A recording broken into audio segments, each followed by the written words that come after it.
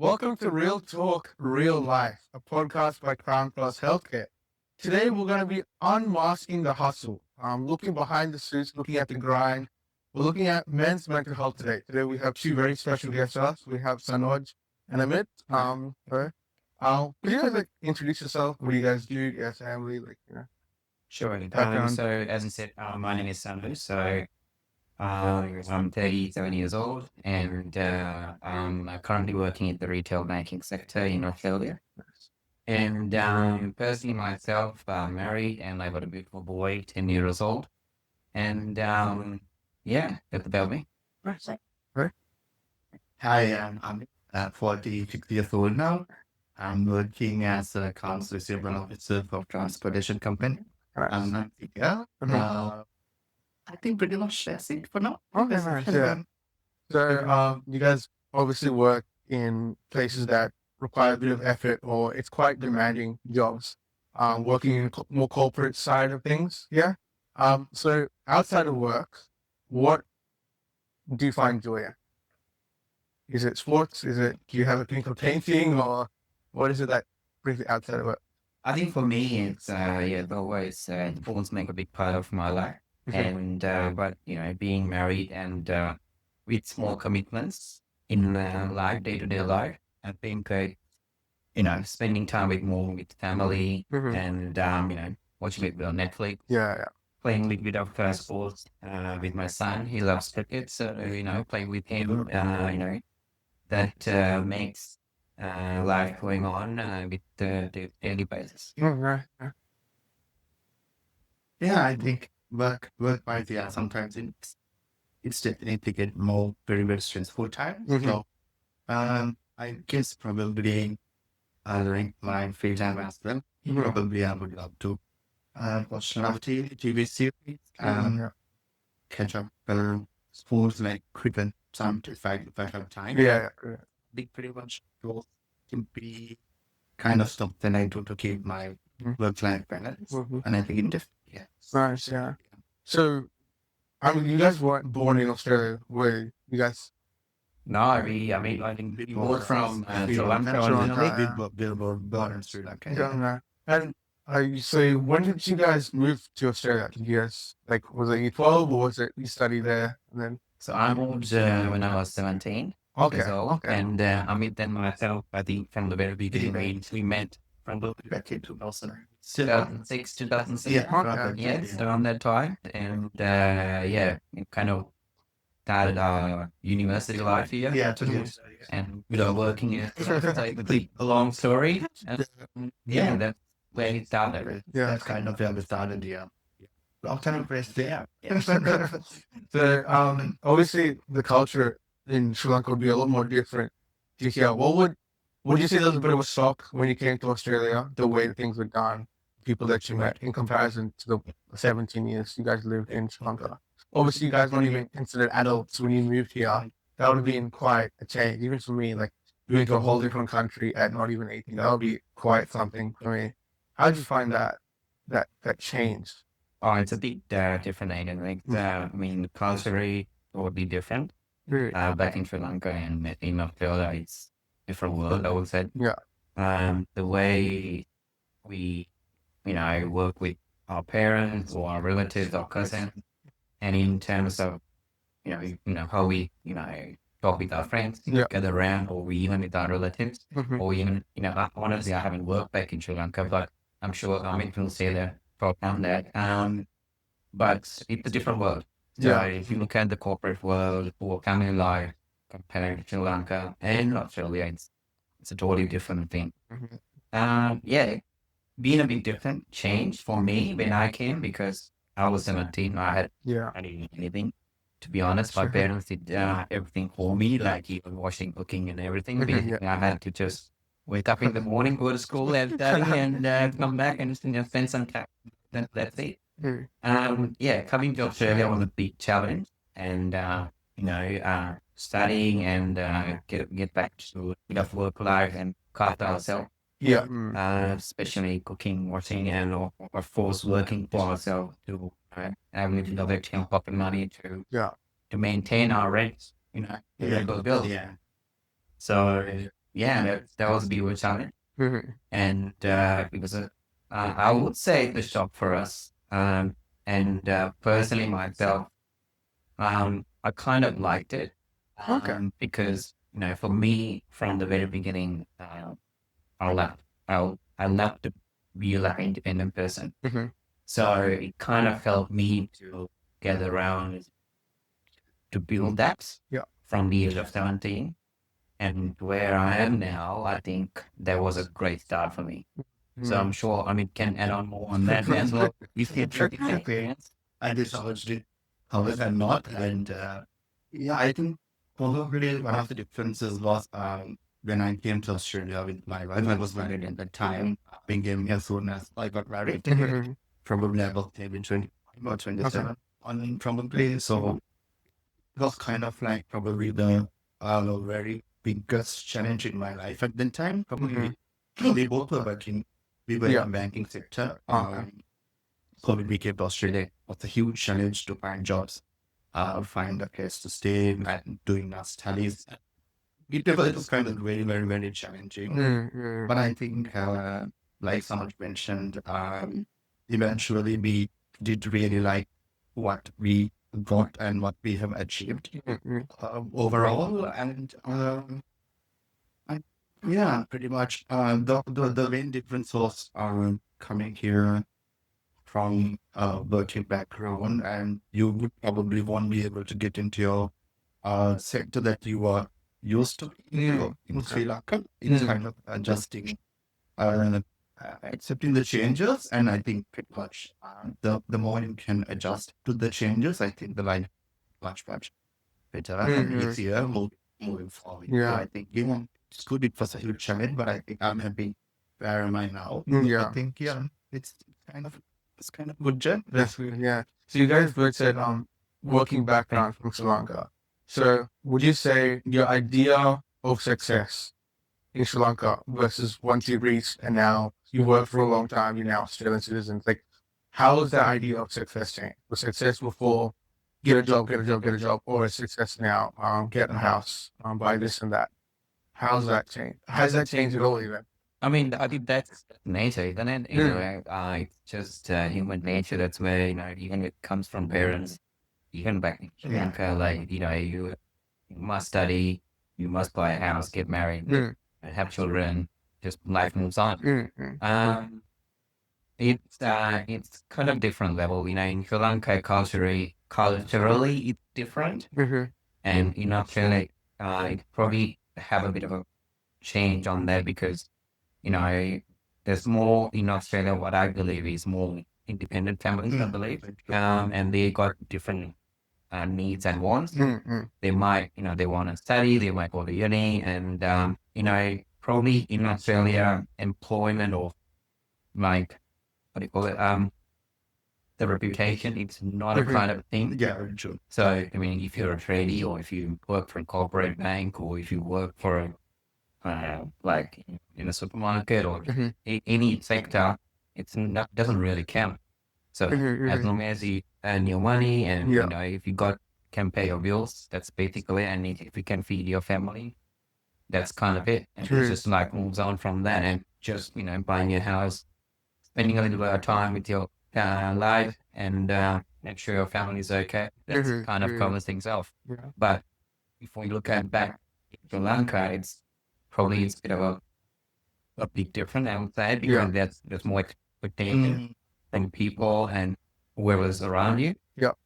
They think like, okay, if you're not a doctor, you're not an engineer, or if you're not sitting in a high chair, you kind of nothing. They might, tell like being grade you. Yeah. So if you're not doing a good job, earning good money, if you don't have a car, if you don't have a house, that means you're nothing. So start putting in a thing that way. Right, yeah. So it's different. So that's a bit of a big, I would say in Sri Lanka it'll be challenging and more pressure for especially whoever's the main income earner in the house, because naturally, culturally in Sri Lanka, it's more tend to be men go to work and the wife or the women, they look after the kids and they just look after the house Mhm, kind yeah. of thing.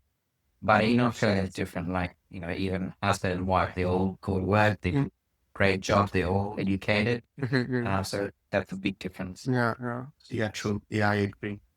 Cultural wise, we got a huge difference. And Yeah. like Saloj mentioned, it's kind of the mindset that we got, having a full-time job, having a house, probably having a good vehicle. Those are kind of the stuff Yeah. probably Yeah. got from our cultural background. Yeah, yeah. And I think we do get into a mindset naturally. Once we have that, we are okay. We are happy now, so we can probably relax. But it probably won't happen. We will just keep continuing what we do. Probably could be the job, so whatever you like to do. And like Sanoj mentioned, yeah, the huge difference would be in Australia. Doesn't matter whatever you do, if you really like to do it, no one will put the judge you by the by the job you do. So yeah, I think Even the model of the car will yes, make a difference. this is different. Yeah, You got a bike or Yeah. a car, or a Toyota or a BMW, that make the big difference. exactly. So yeah, that's probably one of the best things that whoever in Australia, Sure. it's like it's comparing countries, our country. Yeah. Yeah. So you both been in Australia how many years now? Almost 20 years old. Almost 20 years. So you've been in this, I guess you call high pressure environment in both Sri Lanka when you were younger and now here in Australia in the corporate world. So obviously you would have, as a kid, even now, you would have feelings of stress, anxiety, or even burnout in work. So what is the difference? Oh, okay, you felt that before, but did you have like a label for it? Or the stress that you feel now, have you ever felt it when you're younger? And did you recognize it was actually stress? Or that was just life, you gotta move on with it, part of things? Or now you have a label for it, that feeling of stress, that feeling of burnout. I love Yeah. 100% yes. I mean, if we go back one step, like even back in Sri Lanka, our parents have a lot of expectation on us. Like you get studying, you need to, be the top in the grade, or you need to get that, be the best in the uni or something. It is kind of a pressure or a stress we had at the point of time there, as kid, like Yeah. to studying in school. And even same with work, it's not a big difference, even though in Australia we went back in Sri Lanka, it's kind of similar thing. And for us, I believe, stress is we take as it comes like Yeah. a part of life, as you mentioned, Yeah. and moves on. Again, we try to tend to, bottle ourselves Yeah. kind of thing and try to manage it. Yeah. Personally, myself, it's kind of a thing that, again, for me at the moment, it helps me more get that energized to Yeah. work, get more motivated, which impacted for me.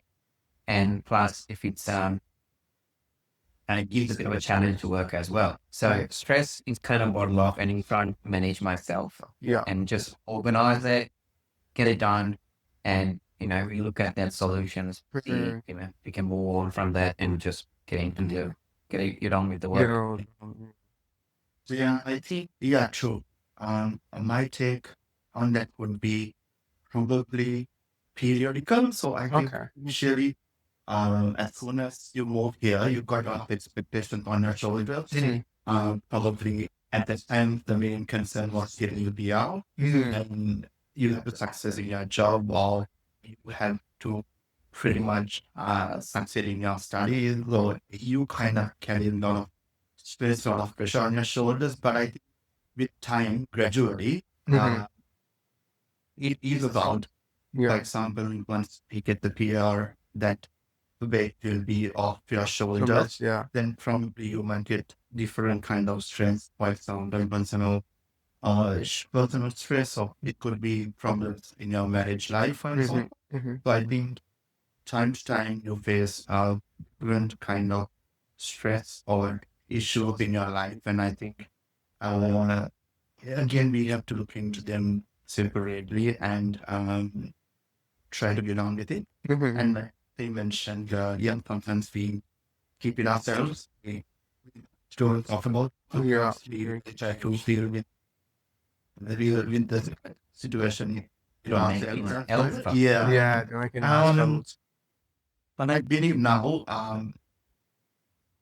looking back, Yeah. pretty much, it's always good to talk to someone and pretty much not keeping the problems inside you. Yeah. And it always helps if you talk to someone and try to find a solution. But not to keep everything inside you Within. and trying to find the solution. Probably will not continue with idea.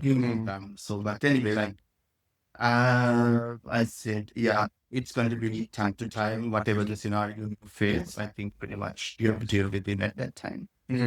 So that was wonderful. We looked at stress and burnout and how like we should have brought them up, which is great. Yeah. We should always talk to someone about it. Yeah.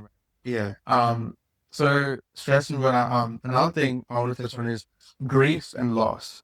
So so people obviously deal with it in different ways. Yeah. We have like a loss of someone, Oh, yeah. or with grieving of someone. Yeah.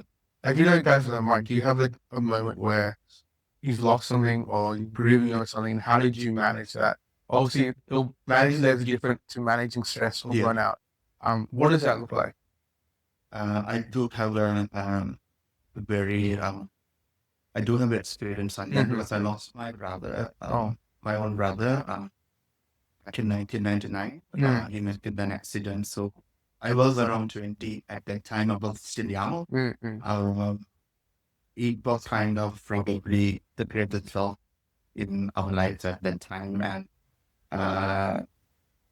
we had a very tough time, my parents and myself. And the only way we probably got through the whole period was from our family and our friends. They were always there for us, pretty much guide us through the tough times. Yeah. And I think initially it was really hard. No matter what you do, you always remember him. You always remember the things we used to do together. And the home was like empty without him. It was really, really hard, but we really couldn't do much. We just thought time will and everything, and we just passed day by day. And I think every day we did notice the pain is going away gradually, and I think with time, definitely, the more time you spend, the more easy it's gonna get. It's gonna easy to get. So I think pretty much at that time, I definitely think we got help from our friends and family, and that's would be probably the best or the only way that for the tough times. Yeah, thank you for sharing. No, it's okay. Yeah. So like you said, it takes time. So it takes time, yeah, and you need to grieve, yeah, grieving. yeah. I think probably on only time will heal, yeah, the pain, yes. Yeah. So I think from what I've known about grief, like you said, time takes time. Yeah. There's a couple of layers to it. So obviously, when a tragedy or something like this happens with you, with your family member, within the first couple of days, couple of weeks, it would hurt them most. It's the difficult time to face it. Yeah. And it's kind of like you'll get lost. Sometimes you might think that you're dreaming, and it's just try to find out. I think it's trying to separate the reality with if it's like, are you dreaming? It really happened. Yeah. And eventually kicks in, yes, this really happened. And he won't be back. He's not coming back. And you have to move on. And I think probably everyone encouraged me. You need to be strong for your parents, and I think that probably gave me strength, because I know if I got weak at that time, that's going to impact my parents. Yeah. So I knew that I need to be strong for them. So that would be another way than how I got through tough times. But like you said, yeah, the initial period is kind of going to be very, very hard. And again, that I think you at that time you went through that because for your parents. Yes. you had to bottle up. Correct. I can't say that word, but That kind of yeah. I kept everything inside yourself. Yes, to myself. I can't even cry, to be honest, because Yeah. if I cry, they will get warm. Yeah. It's like holding the pain inside you, and Just because of others. because of I can't say others, your because of family. my parents and Yeah. my family, and it might hurt you because it's kind of unfair because you need to let it out. Yeah. But sometimes you can't do it because of the family. Totally, yeah. But thinking about it, I think it was probably the best way to handle it anyway. Yeah, I think again, it's kind of like everyone might have different experience. Everyone might have lost somebody in their life. Yeah. It's kind of like the way we face the real situation and get on with the life. So, would you say, like you said, you would bottle up for the sake of your parents? Others, yeah. So That's what I did. yeah. So then, would the ideal of expressing yourself change before this incident and afterwards? Yeah. So would you say it's been the same, or would you say, oh, you bottled it up? Did you think later on in life, maybe a year or two, maybe when randomly you felt like that bottling up just broke? I probably won't say no because even though I didn't let it out straight away, after some time, I did manage to do that. Yeah. And probably it would be a little bit different, like I said, as the incident happened, it would be very, very bad. And but time, you will get the time, you will get your time, you will be alone. You can grieve that. It helped other than carrying the whole burden with you longer. If you carry it longer, I think probably it won't be good for you. Yeah. And I think definitely I would have let it out at that time. And it definitely helped me to move on and try to understand the real fact that he's really passed away now. He's really gone. And it is the real life going into a real life and living my Parents, yeah. It kind of you emotionally, you hang on to it until at the time, at the right time, and let it out when you can. Yeah. So would you say when you finally let it out, do you think that that time in between was delayed because of my what you say? parents. Your parents. Okay. 100% my parents. Yes, because they were kind of really, really down at that time. Obviously, because they lost their first son. It would be different how it impacted myself and my parents. Yeah. So I think I was the reason they managed to carry on because they knew they got myself, and if they broke down at that time, that's going to impact me. From their perspective, I know they carried on because of myself, and vice versa. That's what they did exactly for them. But we kind of like had our own way of getting through the tough times. But I think eventually, I'm happy to say that we managed to get. That's wonderful. I think that's been something you need to probably point out. And by doing that, what was the, if you don't mind asking, what was the impact for you? Like, how did you felt that? I mean, in the first place, you did that because of your parents. You just made them feel comfortable for the situation. So internally yourself, what was going through at that time? Okay, I'm going to do this because of this. That's what you mentioned. How did you feel? How did you, let it out there, grief or to manage it? Good question. I think initially, it was kind of like not a long time, and thinking why this has happened and why it has to be because it was kind of incident that it was a bank trip actually. Okay. So my brother and the staff went on a trip. There were like 40 people. So initially, my first thought was, why him? There were 40 people. why it has to be him. So I was asking the question for a long time from myself and even God.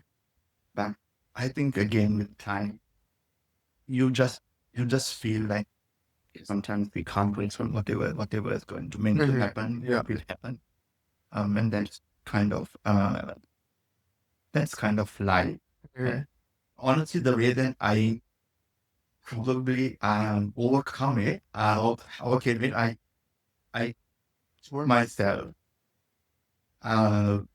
this is a journey that everyone will go through one day, sooner or later. And my brother took the journey much earlier.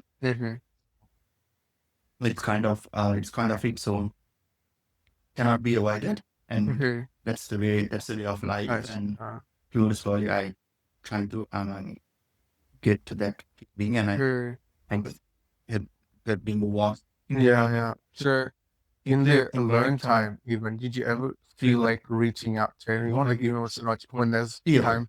Like Saush, Yeah, I think it's all. it would be definitely we are very close friends and family. They will always for us.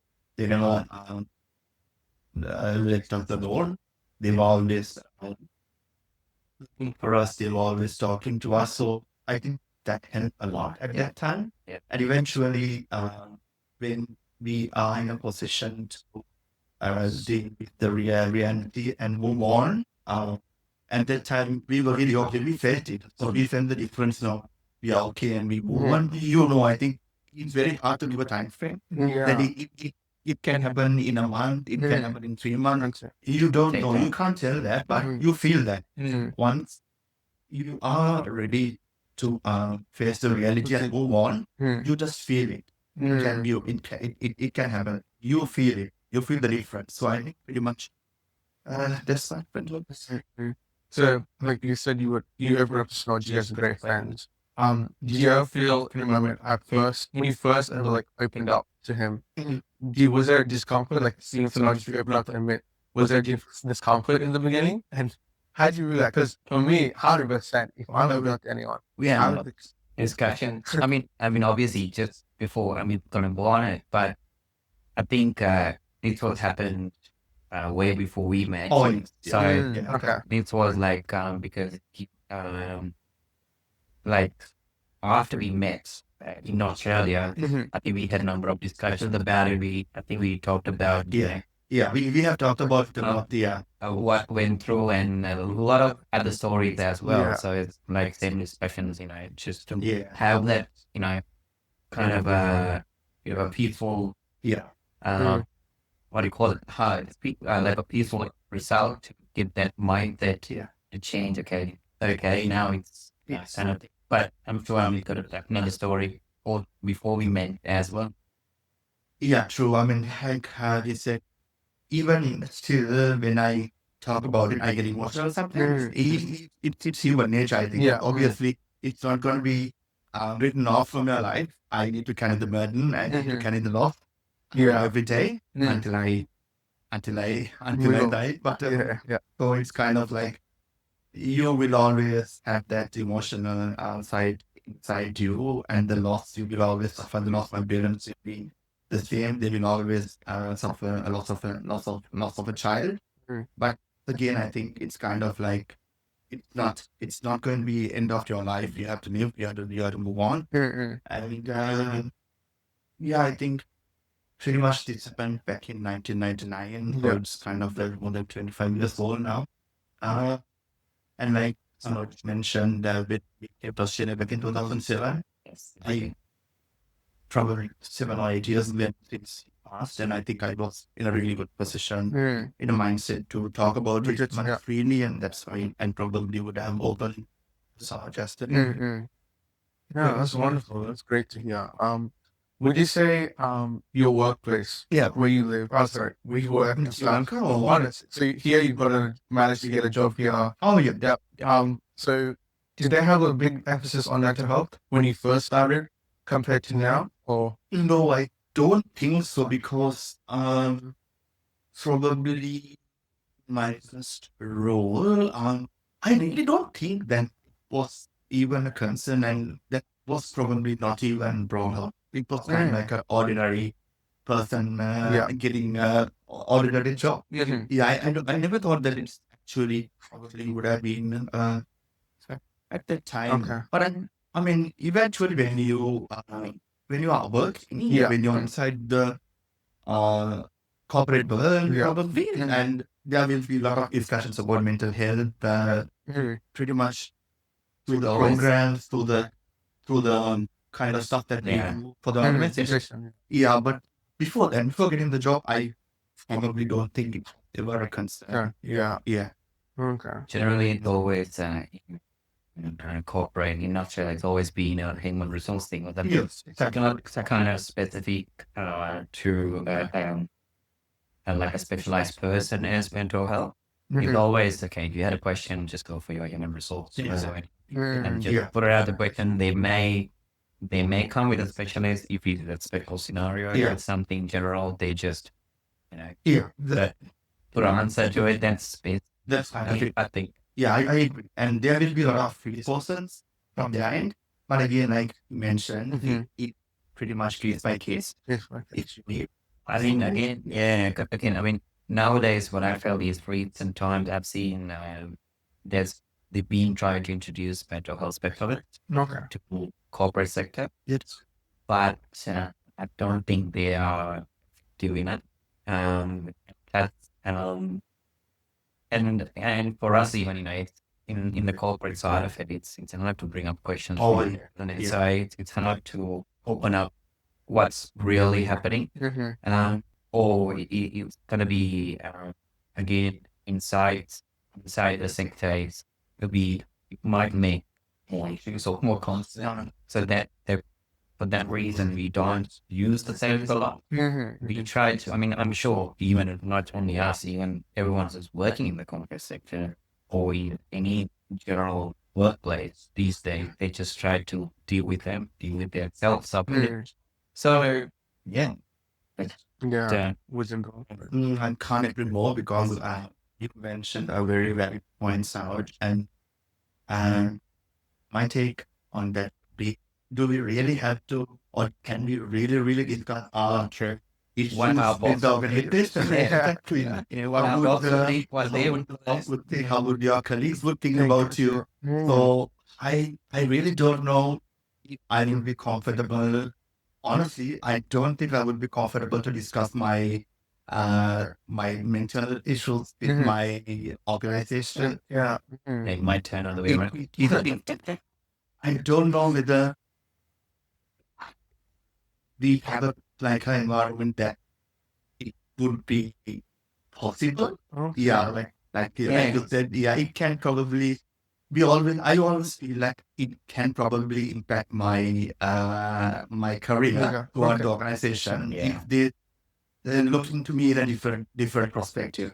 Yeah, because what happened is it's like and the confidentiality is not there. So in that way, so it's always a concern in the back. So from that, let's say if we open up on something, they might come back to say, "Oh, is this person suitable for the worker?"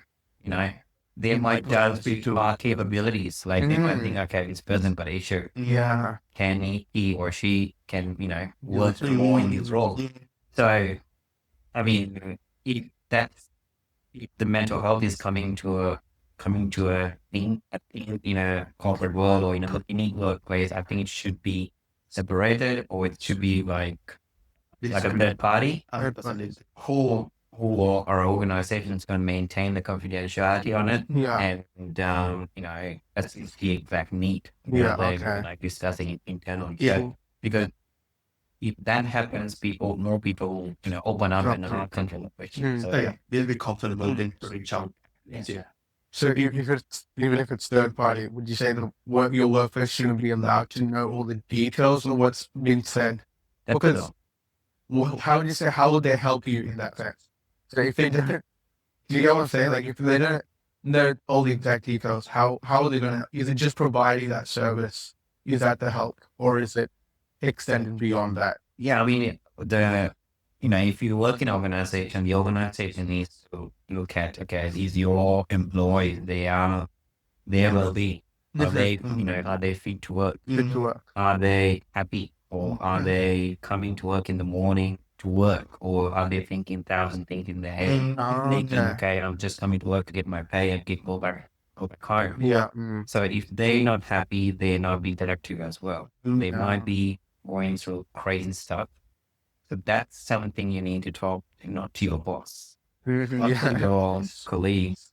You need that person who's understanding, who knows probably maybe the resolution or maybe not, but at least a comfort to talk about it, and at least, have a relief of the issue you have, not connecting back to your work. So if you get that service externally, I believe, talk about it, and maybe get some solutions, and you can get back to your normal rhythm or normal work. Okay, thinking, okay, I'm all good now, and that will help with productivity and more happy employees. Yeah. Oh, yeah. Very tricky question because if we look into it, if we look into that from the organization's perspective, they would need your employee to be 100%, and focusing on the job rather than his personal issues or mental issues or anything like that. And I think it's probably try to find out where you draw the line. And like I said, like Sanoj said, probably the well-being of the employee, of all other employees as well. And I think that's, for example, if I'm going to harm someone, should the person who's probably aware of the situation, can that person keep it discreet still? Because someone could get hurt. That's right. It's kind of like a very thin line to find out someone's well-being, kind of like a whole other audience involvement as well. So I think in a way, sometimes it probably must be discussed, and sometimes probably if it's going to impact a society, it cannot be discreet. Then probably the organization would have to know what they're dealing with. It would be case by case and person to person. Right? And then these days, most of the time, management is more judgmental of your employees. So, I mean, being very honest, what they want is the productivity and the person who works for them as well, right? The leadership need to, there are some leadership they look at the productivity and their performance to make their numbers up as well. Or there are some leaders they look at, okay, is my team well enough, or is my team, happy, or is my team, got that correct mindset that, come to work, and, wake up from your bed, think, oh, great, I'm going to work, kind of feeling. You go out, oh, damn, I'll have to go to work. So it's different, right? So if you got that kind of service, if you the manager, you should think, okay, my staff need more help with their mental health, and it's should be their concerns. It needs to be addressed externally, not exposing themselves to the organization.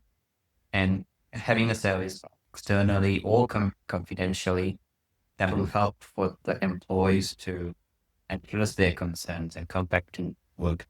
I think everyone would love to have that kind of a level. Because it's different, right? There are people who want to be openly talk about it. There are people who don't want to openly talk about it because of memory.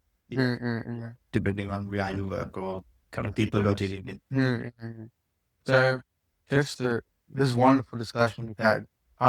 If you were to say a piece of advice to yourself 10 years ago, so 2015 self, what would that advice be to just help them in their mental state? That one piece of Going back within. That's very good. We had a great camp back in 10 years. Uni. But I'm like, I go back.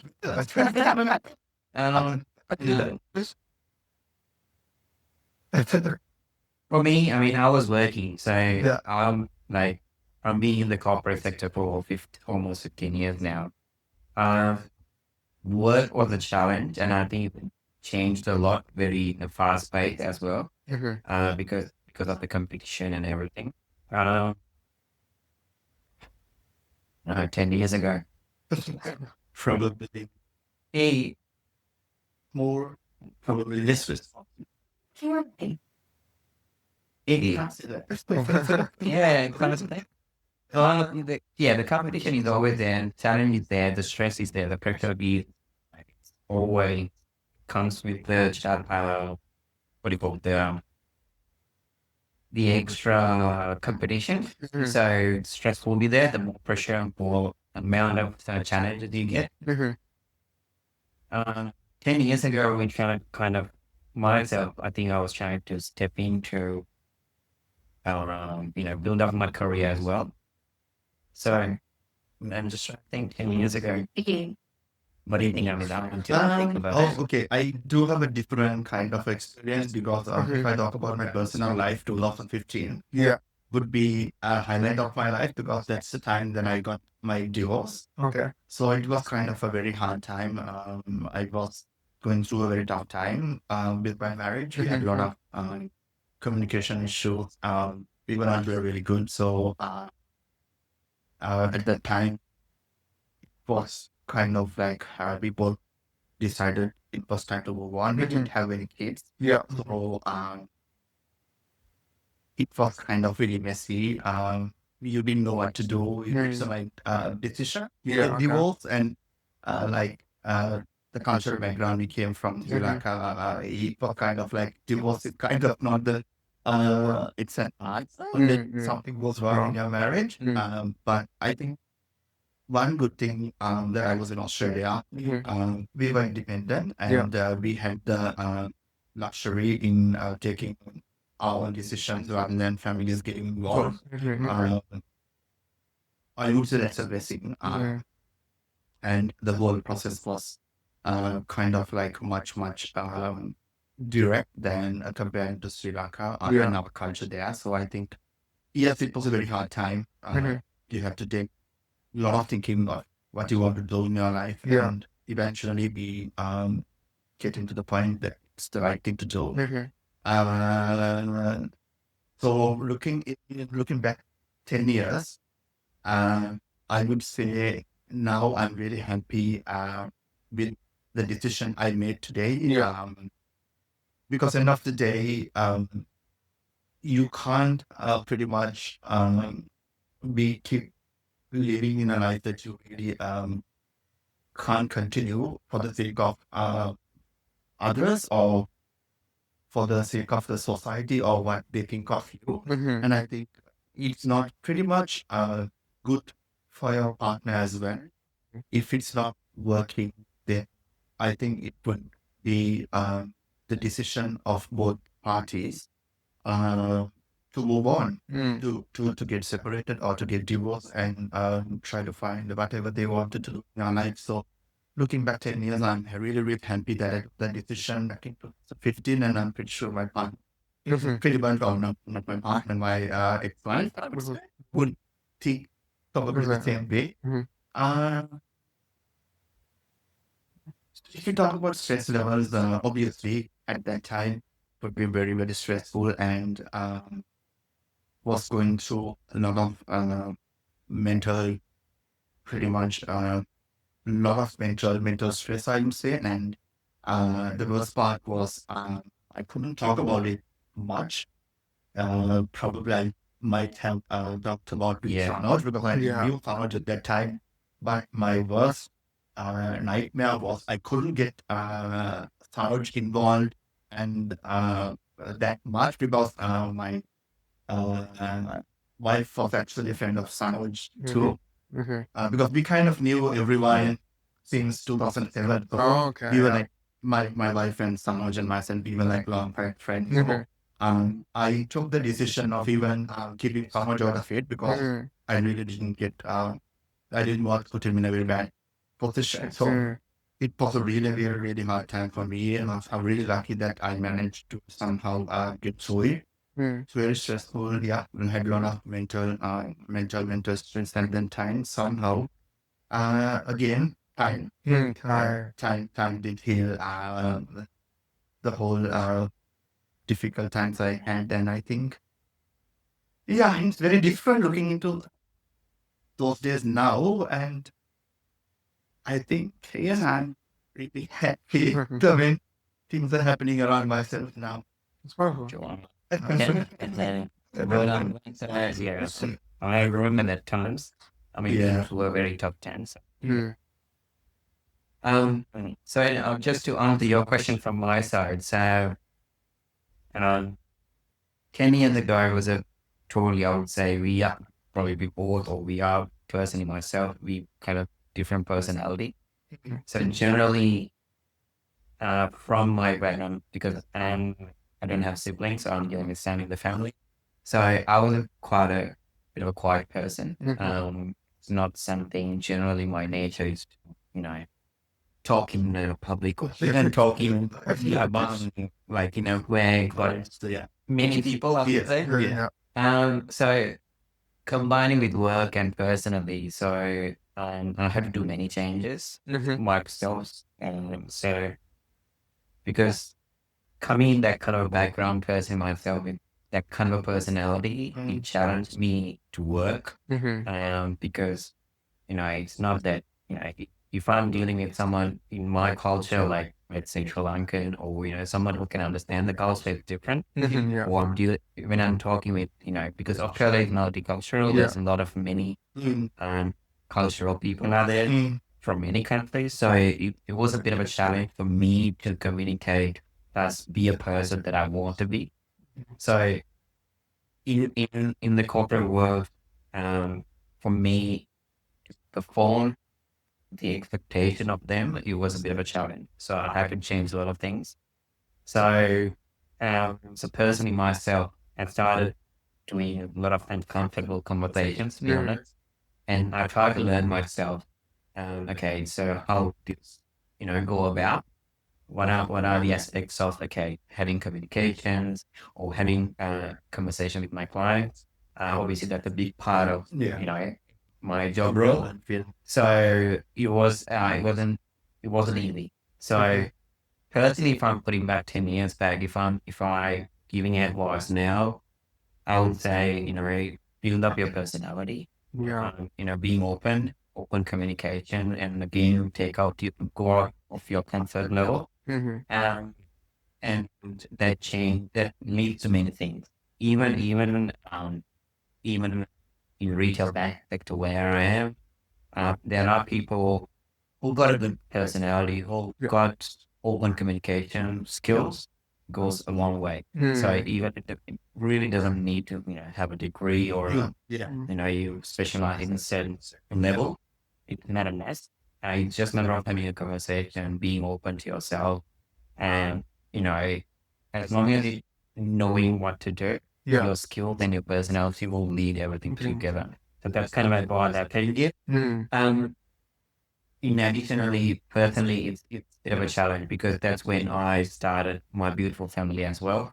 So, as a father, as a husband, it's a lot of challenges. Yeah. Because at that time, because when I got married, I was 25, 26. So from that age, having a full-time job, looking after the family, providing food and bringing money to home, it was a challenge. When you're in a different country where you don't have a lot of support to your own family members, because we don't have everyone here. So that was a challenge as well. So it's kind of again coming to looking after your well-being as well, having a straight mindset, keeping your work balance plus going through your family. As Amit had very tough time with himself, and she got through that again, same level. It's kind of not being panic. Just addressing the situation. Correct. Even with work or personally, whatever comes to you or whatever challenge comes to you, in just one step at a time. Do the right thing, I think. Do the right thing at the right time. or whatever you feel like. Yeah, true. And personally myself, I was truly believer of not just looking for Solution. what you call this, short-term solutions. Yeah. I always tend to look at, okay, what's next, what long term, if I take this action or if I do this, what's going to happen, what's the impact for me, plus what's impact around me for my family, sort of thing. Yeah. So I think if I'm giving you that advice, that's probably a great thing to have as a personal qualification, quality. Oh. And that leads you, and have a bit of a plan ahead. And from the actions you take now, it'll give you more results measuring better results. Or it might go other way, but hopefully you just have to try. Yeah. So Keep going. keep going. So what would you say is next for you, I think, professionally? Is it moving up in your current job? Is it, would you say, changing jobs, maybe CEO side of things, managing side of things? What we can get, but What do you for me, I mean, more likely, I believe, people count me on this, but it's kind of when it comes to corporate level, corporate working environments, you look at more comfort level as well. It depends on each person as well. There are people who wants to move the ladder quickly or went into other sectors. Again, personally, myself, from the very beginning, I don't know, back in 15 years back, I kind of wanted to learn more quickly. Obviously, where I am and where I was, it's quite a big difference. So I kind of worked through each year, and that's where I started from the very smaller levels of retail banking areas, and then moved on to different levels. So now I believe, I'm still working on to get, go to a higher level. Definitely, yes, that's on the card, definitely. But there's always a bit of a comfort level when it comes to professionally, like some stage of in your career and in some stage of your life. It comes to a certain age, you think, okay, Yeah. looks like it's okay. I'm getting enough money. I'm here. I got this. I got that. Is it okay? You ask yourself, okay, is it enough? You might say yes or no. It's yes. Okay, let's keep doing. And probably, for me, sometimes, and believe my wife can tell about this. For me, sometimes you feel like you want to change things. With more challenges comes through. And if we're having issues with leadership, or if we're having, other concerns with your career, we may tend to change things. There are natural issues. I think sometimes, I'm sure, to tell you, I remember we had a lot of issues with jobs with Even that standard thing. so that's probably a reason to change in your life status. But unless if you're go for those high level, most of the time comfort, and if you think, okay, this is where I'm gonna move on with that career, or this is where the place I'm gonna retire, it stays as it is. Spot on. And comparing myself with psychology of all programming corporate world, you get to that comfort level. It's kind of like you ask the questions like Saroj mentioned.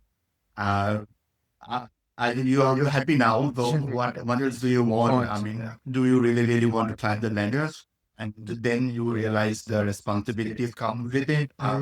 More hours you need to put, more training. So it's kind of like, there will be always that potential to go up in the ladder. But you will always have that drag because you're comfortable now. You kind of achieve your targets in life. So is it a good place to retire? You just carry on what you do. You are happy, and do you really want to push yourself to the next level? Again, I'm definitely like Sanoj mentioned. I'm also taking it very slow. in probably when I was younger, like he mentioned, there were a few redundancies in my career, but Yeah. I eventually managed to find a place that I could work long term, which I did now as well. Yeah. And once you get the get to that level, and when you can settle in one place and you're happy with what you are doing, you're happy with the organization, you're happy with the team you're working with, you get to a place that you're comfortable and you really don't want to do much about it. But again, the doors will be always be open. It's not kind of like a race to get there, but eventually, if you see the opportunity and if you're ready, it's kind of like I'm going to grab it. That's the question that I would have to ask myself when I get to that stage. Yeah. And around that, it's around like, we do work hard. It's not like, everyone just snacking on our works. Yeah. Just to add on to it, like, I'm sure I mean, that's the same in myself, like, I mean, definitely, that's really like for a long Caribbean organization. yeah. Yeah. But we give 100%. I mean, we probably say more than 100%. More than 10%. Yeah. To our work and what we do, if we committed to do something, we definitely Right. deliver it. Yeah. And of course, yes, our ambition is high. I mean, your ambition is to get to the next level. Yeah. I mean, that's definitely on the plate and to work onto it. Yeah. It's just that, you internally, you have those questions asking yourself. Yes. As Amit said, are you comfortable sort of things. Yeah. But what we know in outside world, we see a lot of people, men or women, all boards in generally, you want to achieve, like, you want to earn that $1 million or Yes. that next level. You want to open. Like that, yeah, the decision you take, you want to go to that $1 million, or you want to have that comfortable lifestyle, and if you're okay with what you got. And if it's, if it does comfort your family and if everyone's okay with it, yes, that'll stay at that level.